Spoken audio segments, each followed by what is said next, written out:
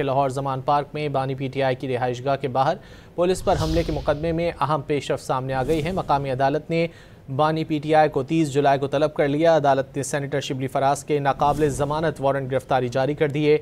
मजीद जानेंगे don news के नुमाइंदे राना बिलाल से। राना बिलाल, क्या तफसीलात है?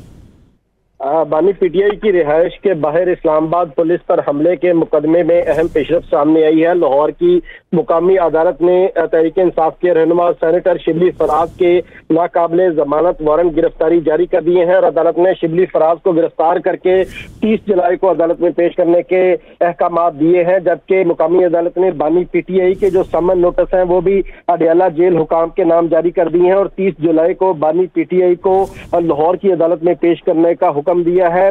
जुडिशल मैजिस्ट्रेट सुहेल रफीक ने केस की समाअत की।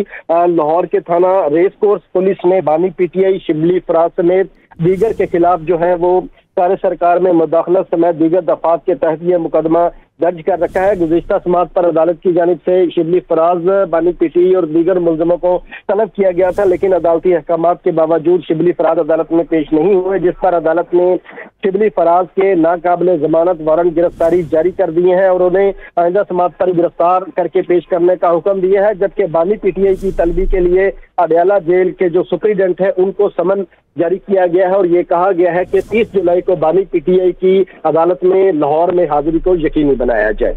बहुत शुक्रिया राना बिलाल इन तफसीलात के लिए।